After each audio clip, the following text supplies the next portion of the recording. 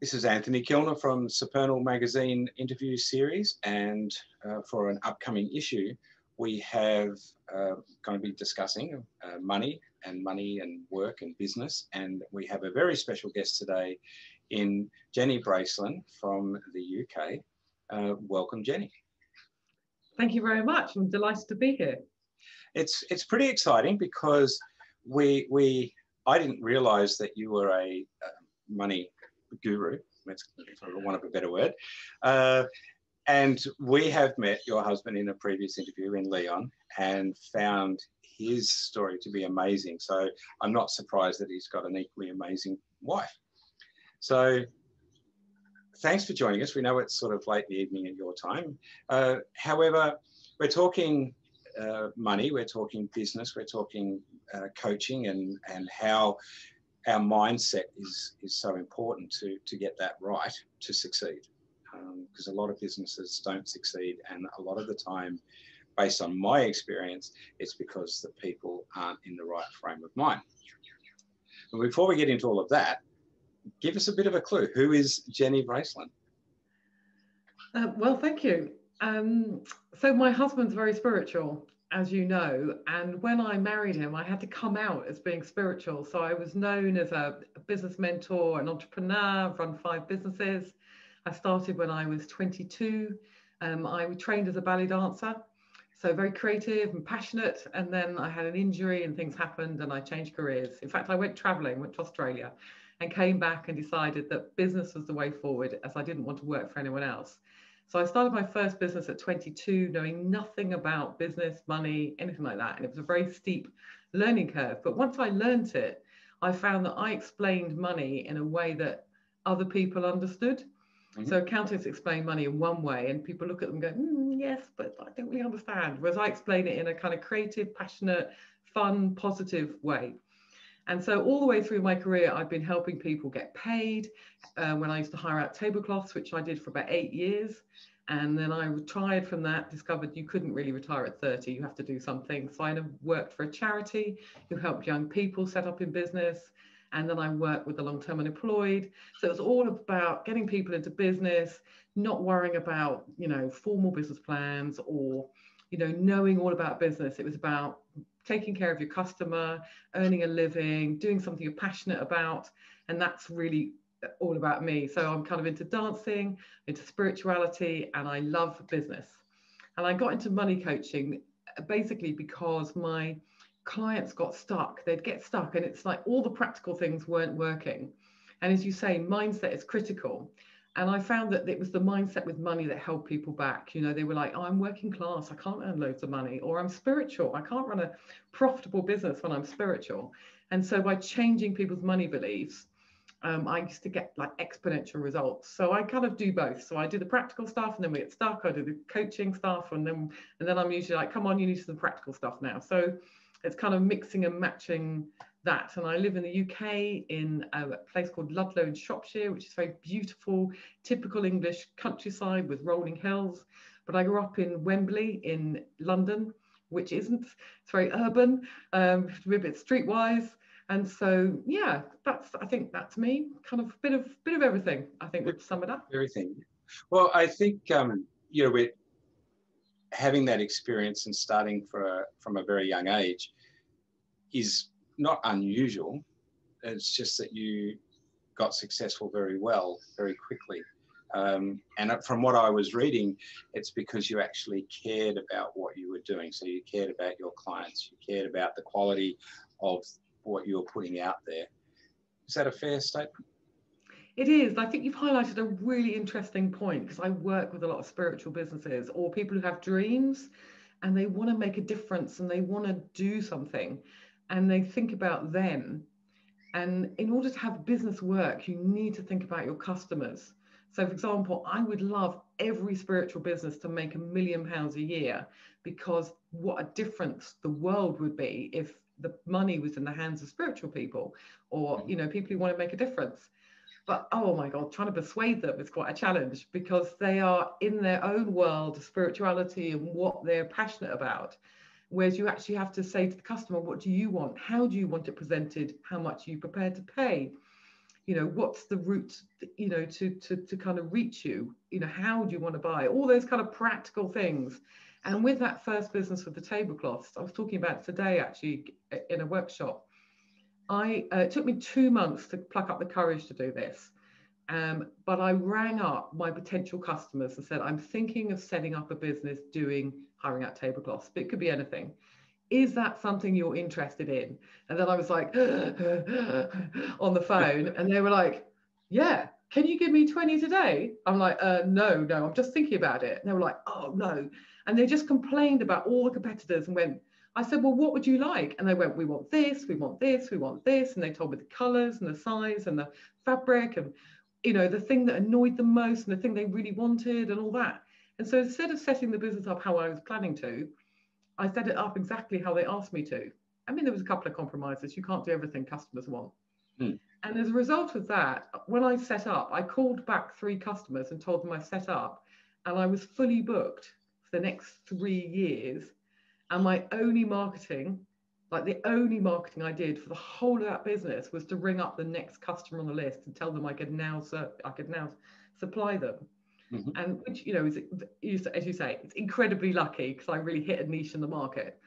But it is that customer research. And whenever I've persuaded someone to do that really properly, whether it be a cleaner, a therapist, a consultant, they always get work, or they come back and go, it's not going to work. And they know that before they spend any time, money or effort on it.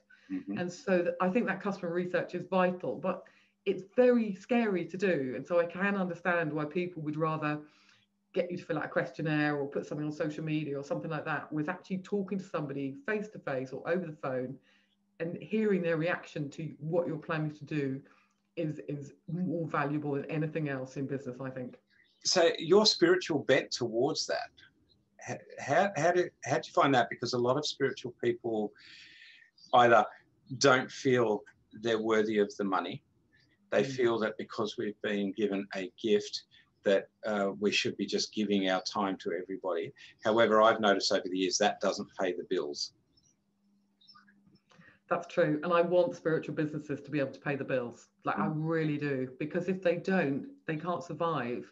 And I don't know about you, but when I go to see a spiritual business for something, I want them to be working full time on it and earning a living and paying for their children to have, after school art lessons, because they run their business well and it's profitable. I think it's kind of the couple of things. So one is the gift, spiritual gift and money. So that's kind of an ingrained doctrine that's kind of in our society, but not everyone has it. And if you look at some of the big spiritual teachers like Buddha, Jesus, all of those, they all came from reasonably wealthy families. They weren't poor, but somehow some people have gone, oh, it's a gift from God, therefore you can't do it. You can't charge for it.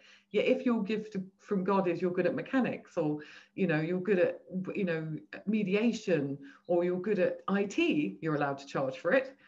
So why would something as kind of exalted as spirituality mean that you can't earn a living and that you have to suffer? So I think that's my view on that. And then the general, the not worthy thing is that's partly not, I think sometimes people use spiritual as an excuse. So sometimes they feel not worthy and they go, because I'm spiritual. So it's not always spirituality. But the quote that comes up in almost every single money coaching session I do is, for the love of money is the root of all evil. And so I wanted to bring that up today and talk about that. So give me a moment, because even I have to read it out because it's so kind of heavy. So the quote is, okay, you ready for this? It's pretty heavy.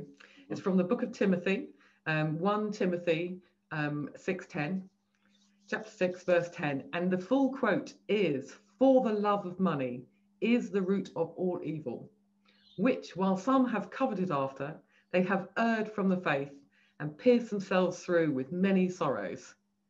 Okay, I'm sure Anthony will put this in a magazine, so I'd get the magazine and look at this more detailed. And essentially what it's saying is, don't covet thy neighbour's car, as in steal it, or don't love money so much that you attack people in the street for it, or don't err from the faith and murder your spouse for money. It doesn't mean, maybe if you've done some of those things, you might be pierced through with many sorrows. But otherwise, I think you're safe and you can be trusted with money and your spirituality, because you can market your business, put your prices up and make millions, all with blessings from the Bible. There's plenty of other verses in the Bible that, are very positive about money, but that one seems to have seeped into our culture, particularly that kind of English, I'm English, but, that English Church of England, Protestant Catholic upbringing. So if you're kind of Christian, often I find that they bring that particular quote, whereas my Muslim clients or my Hindu or Jewish clients don't bring that quote. So it tends to be more a Christian type of thing. Okay. So then, and that definitely then becomes almost a life culture, because it's being passed down from one to the other, to the other, to the other. So that would be interesting. And probably also interesting then with some of the other religious peoples and cultures, why they might be more successful in business than others, because they've got a different mindset. I guess that's what it comes back to. And I just find it rather interesting with the people that I've worked with. The ones that are doing what they're doing are just bringing it in because that's what they're doing, and everybody else is sitting back going, well, woe is me, it's not working, I've got to do something, that this is how it should be. It's almost reinforced, in some respects. It is. And I think as spiritual people, you want to, watch out, because what I'm finding is the more successful business people who've now got their businesses running really well, and who are kind of those kind of people, are now becoming spiritual, and they're turning their businesses spiritual because they've mastered both business, and then they're starting their spiritual journey and incorporating their learnings into their business. And so, I think I really, really want spiritual businesses, spiritual people to kind of master business, because I want to hear what they have to say, and I want them out there in the world, and I want to have that option.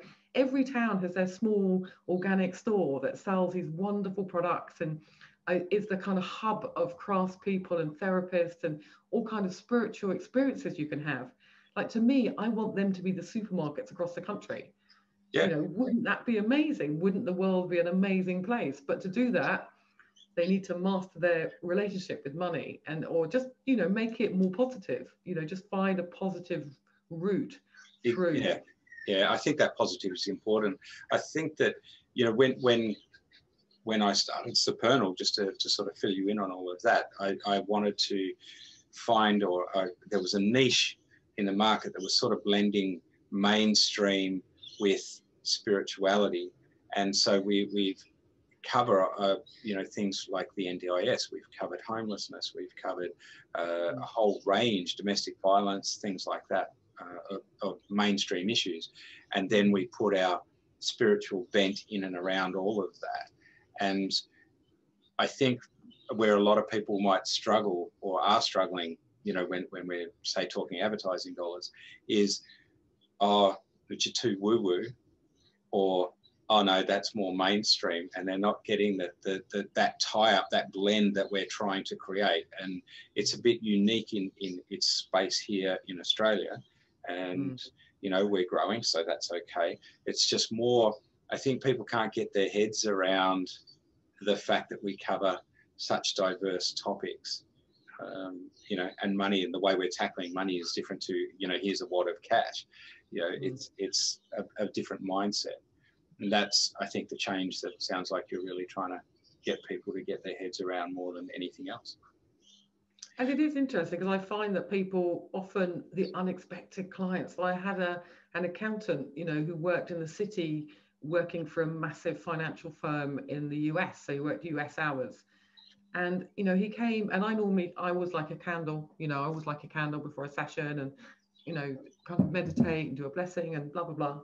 Yeah. And, if I think the client's up for it, I might wait and do some of it with them. But this client, I thought, no. So I did it all before he arrived. And then we got into the conversation, and I think people just read it in your energy, don't they? And then he started talking Buddhism, and he talked about all kinds of things. And we got into this really spiritual conversation. And, as part of it, you create an image. And his image at the end was the Buddha, but with all the chakras, but all linked up with he called it a bicycle chain. So when you press the pedals, everything else works. So it was like he was pressing the pedals of his spirituality, and Mm-hmm. all his chakras would kind of flow. And he kind of used that as an image for his money to flow and, you know, to move forward. So I think people are much more interested than we realize. And sometimes I find it's the way you approach them. If you kind of hit them in the face with it, sometimes they back off. Whereas I just seem to reel them in a bit, and then they go, and then they're like, what did your husband do? And I go, well, and depending, I'll tell them, you know, clairvoyant or archaeologist, depending how I think they'll handle it, really. So Yeah, I have to admit, my partner is a banker, and she has struggled to even tell her bank people that I'm a medium. And, you know, yes, I've been working in mainstream media for a long time in travel and tourism and technical stuff. However, you know, she's quite happy to say, oh, well, that's what he does. And it's quite funny because now with Supernal, it's like, oh, well, actually, he's doing something a little bit different now. It's really quite interesting how it sort of works. So that blend of, I guess, what people perceive as a normal everyday job with their spirituality. And I think people are waking up is not quite right. I think that's almost a bit condescending, but they're becoming more aware of different aspects of life and how to incorporate it. And I think, because I know we were going to talk briefly about COVID, I think one of the positives of COVID here in Melbourne with the people I've been associating with has been that it's given them more time to reflect. They might be working from home, they're doing less travel, they're saving fuel, you know, there's a positive impact on the environment because of all of this. And I think because they're actually getting in touch with themselves a little bit more, they're actually a bit more open to their feelings and emotions, things like that. So we here in Australia, we've been, our tourism industry is still shot. It would be nice, you know, you've got a positive spin on COVID from the UK because you're obviously having to live through it as well. Yeah, because we're still in lockdown here. So, you know, essential journeys only. And this is our third one, and this one's much longer. And I think people are finding it tougher because it's longer. There's no end date to it. We're hoping the beginning of March, but we can't say for certain. And also the weather is very poor. So it's like 2 degrees outside now. So you don't want to do a socially distanced walk or meet someone even for an outdoor coffee. It's just a bit too cold. And so, yeah, it's been interesting. So there is definitely that group of people you're talking about who've got more time. Most of my friends are self-employed, and I live in a touristy area, so all the pubs are shut, all the holiday accommodation is shut. And what I found is that it's kind of really split very clearly between people who've gone, okay, that's the situation, what can we do about it? Let's find a positive way forward. Okay, either, you know, and people who go, there's nothing I can do, I can't work, that's just how it is. And, you know, they do nothing. And there's lots of examples where people are running pubs or restaurants where one restaurant's doing really well and the other one's just shut, not earning anything, basically wondering when they're going to run out of money and go out of business. Whereas this other restaurant's gone, okay, let's do Friday night takeaway, let's do, you know, a kind of home delivery at home, and they're getting by. They're not making loads, but they're getting by. The same with the tourism businesses. So we came out of lockdown briefly, and they're all booked up. And so I've got a client who does run self-catering apartments, and she said at the end of December it ended up being quite a good year. And so I've got plenty of clients who are actually having a good year, apart from when they're actually not allowed to work. And some of them really can't work. And so they're thinking about, as you say, what can I do? How can I change my business? Is it right for me? And that's been good. Whereas on the other side of self-employed, people are being a bit more negative. They are lots of businesses closing down, which isn't necessarily a bad thing. People are going, do you know, so we've got very good tax incentives here. We've been given some good grants from the government. But if you weren't paying tax and your business wasn't doing well, the grants would be very low. Yes. And so when they realised what they got from the government and they actually looked at their tax return and faced sort of a financial document, they're like, well, that's not worth it, is it? And they've kind of realised that their business isn't making any money and that actually they've been kind of slightly deluding themselves for a bit. And so I think it's shaken people up.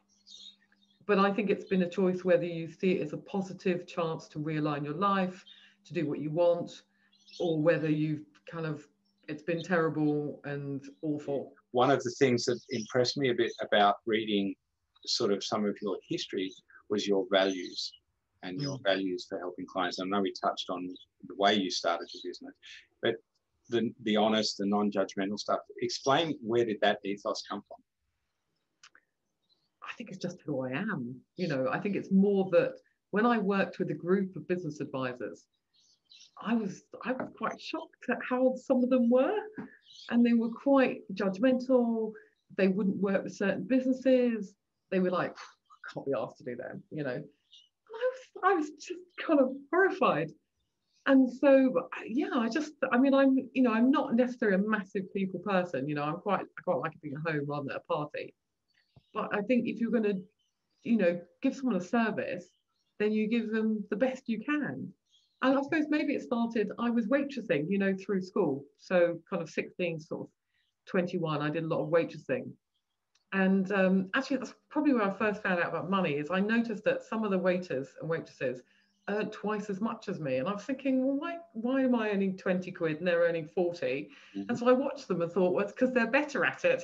You know, there's no mystery. They're just literally better at it. They anticipate the customer's need. They treat them nicely. And that's really it. And so I kind of watched them and learned from them. And so consequently doubled my money. And so I suppose it's that customer care. Like when someone goes into a restaurant as a customer, if they're a business person, they probably want to be treated very professionally. If they're a tourist, they want a little bit of a chat. If they're a family, they want the kids looked after. So it's not everybody wants great customer service. Actually, everybody wants what they need. And today, particularly, everybody wants an individual response, don't they? Everybody wants to be treated as an individual response. So I think taking care of your customers, so when you're waitressing, it directly relates to tips, unless you get Australians in. And they laugh because I joked with them. There was tourists one day. We had this group of Australian guys traveling, and they came in, and I went, "Well, why should I serve you? You're not going to tip me like this." Just having a laugh. And anyway, they were really fun. We had lots of fun. I gave them loads of ideas of places to go and things. At the end, they wrote tip on the bottom. They went, always wear sunscreen. You know, which I thought was really lovely. You know, so yeah, so I think that's partly where I learned it. It's like if you give people what they want, they reward you for it in some way. But I think I don't know, I've always stood up for bullies and stuff like that. So you said earlier actually that you came to Australia. Where did you travel to in Australia? I did the gap year before it was called a gap year. So back in sort of 1990, I arrived at Sydney. I worked in a Mexican restaurant, earned a bit of money down in Darlinghurst, and then travelled round the you know, down to Melbourne, round to Adelaide, over to Perth, up to, you know, Alice, Darwin, and across to Cairns and back down. So I did the whole trip. But I've got one of my oldest friends lives in Perth, and I met her when I was waitressing, and she was travelling, and the hotel we were working in thought we were both a bit weird, so they put us in the same room together, which was an absolute blessing because we got like a house on fire and been friends ever since, which is like over 30 years. And we've managed to keep in touch. So I go to Perth every 5 years. Either she comes to the UK or I go to Perth. So yeah, we see each other a lot, and I enjoy Australia tremendously. Oh, that's good. That's good. That'll help our Australian audience. which is really funny because you know, we look at our stats in Australia. Obviously, our magazine's very successful, or getting more successful. UK and America, the following two countries where we're actually growing an audience, and you know, you sort of think, wow, okay, that's interesting. That's just how it is, you know, globally. I think now. What advice would you give people, or suggestions would you give people? One, that might be thinking about starting up a business, and two, where their business might not be traveling along the way they want financially. What would be some tips or suggestions you would offer to those two groups? I think if you're starting up a business, test it. Find a way to test it. If you want to open a shop, do a market stall for a day. You know, if you want to be a therapist, you know, volunteer at a centre and get some feedback. So test it. I think that would be my top tip for starting a business, like easy. And the second one is it's not quite going the way you want. It's kind of draw a line, talk to somebody. It's very hard to do it yourself. So talk to somebody if you can. There's always over here we have free business advisors at your local council, or business support through the government, or pay somebody, or talk to Anthony because he clearly knows a lot about business. Well, you're welcome to talk to me, obviously.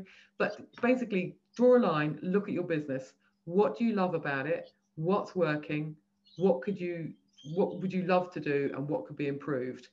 And that's a good time to go to draw it, because what happens is things just trickle on. And one of the benefits I think about COVID is that it's all made us stop and think about, is this what we really want to do? Is this the way we want to do it? Because if you've got customers, there's always a way to make your business work. And if you want to do something you love, there's always a way to make that work, but they may not be the same. So kind of get clear on what's important to you. Good tips. And yes, I think that the biggest tip out of that is you can't always do it yourself. And that's what I've realized now, above everything else. You can't do it by yourself. So get that advice. So I love that. Thank you, Jenny. It's been an absolute pleasure spending 15 minutes with you, just chatting about business and life and all the rest of it, and that happy, positive attitude. I think it goes a long way to really, I think, help people to realize that they can be positive about things that aren't always, great. So I think that's good. Now, your website, if people wanted to contact you, I have iexplainmoney.co.uk. That's right. I explain money. That's what I do. .co.uk, because I'm in the UK, but I do have clients in Europe and Australia, not America, because the insurance is too high. But yeah, but I can do it. No, I can do American clients, but yeah. So globally, so people can contact you through that. I've had a look at the website, and there's lots of interesting, detailed information too. It's not something that just is all light and fluffy. It's, well, this is what I offer. This is what you're paying for it. This is what I offer. This is what you're paying for it. Book a free session just to have a chat. You're offering a lot of stuff for people just to be able to look at and just go, okay, there are my options, and you can have a look at it. So.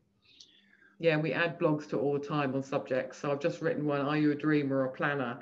And I'm very practical, as you can tell. And so everything's like, okay, how can I make you more money, with what you're doing? Because that's, I kind of work on that as a kind of assumption, really, because if you're not in business, you might not, if you're in business, that's what you want to do, isn't it? To make more money, usually. Financial freedom. Yeah. Yeah, I call it TFF, total financial freedom. I'm aiming for it. It's just that, yes, it's an interesting journey. All right. Well, look, thank you very much, Jenny. We appreciate your time, and good luck with everything going on over in the UK, and hoping that you all come out of it very soon, and life gets back to some sort of normal, whatever that might be. So thank you very much, and enjoy. Thank you for having me. You're welcome.